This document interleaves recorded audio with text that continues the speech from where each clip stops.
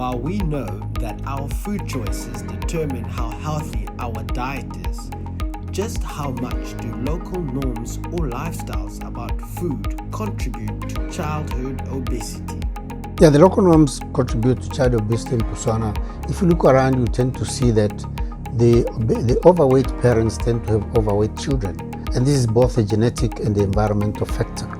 Number two is that a lot of families, single parents, they tend to have stress bringing up these children alone. And to a lot of people, when they are stressed, they tend to overeat a lot. And then, of course, the knowledge about the right nutrition and the physical activity is not very rampant in the community, and therefore these are things which can lead to both overweight and therefore obesity as well. Then in the community also you find that the environment has got a lot of high energy foods and lots of fats which are provided by supermarkets and also the fast food outlets which are available all over the place. And then not mentioning about the children who are lead a sedentary type of life, watching TVs and all kinds of screens. Both obesity and diabetes are epidemic health problems, but just how much risk do children with obesity have in developing diabetes? A child who is obese can develop diabetes 4 times faster than a child who has got a normal weight. This is because usually obesity, which is especially when it is central, which is around the tummy with a big waist, what happens is that the accumulation of fat tends to produce what you call inflammatory chemicals.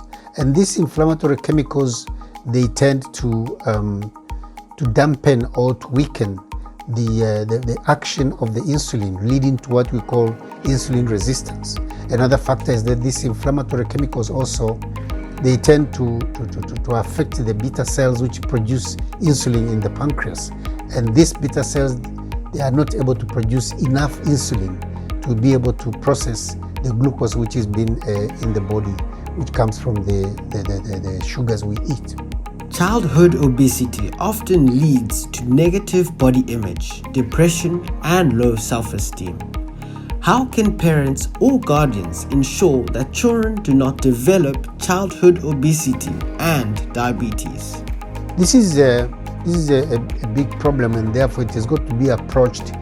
We've got to have a family approach, meaning that the whole family is going to be taught about the value of eating the right types of foods, vegetables and fruits, and other foods as well, and as well as physical activity, so that this approach should not target one child or the particular individual who is obese, but it should target the whole family, so that the whole family eats the right type of foods and they do the exercises together as a family. That becomes a lot easier and it becomes fun as well. And the same program also can be introduced in the schools, whereby the schools can also have the right types of diets for the children for the whole school. And then also they should have a slot or a particular slot for children to have physical activity, playing football, netballs, and all kinds of games in schools, so that this becomes a mandatory thing to do in the schools, not only at homes.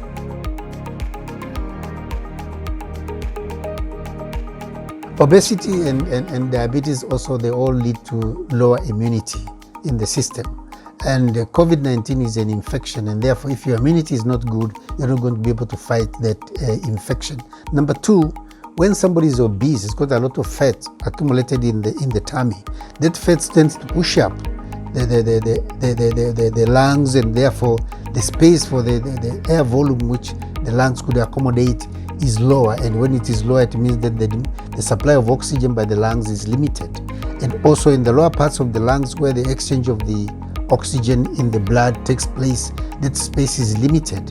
And therefore all this, they lead to lower oxygen supply in the body system, and consequently we find that these people, they suffer from low oxygen in the body, which is very essential for the body to function properly.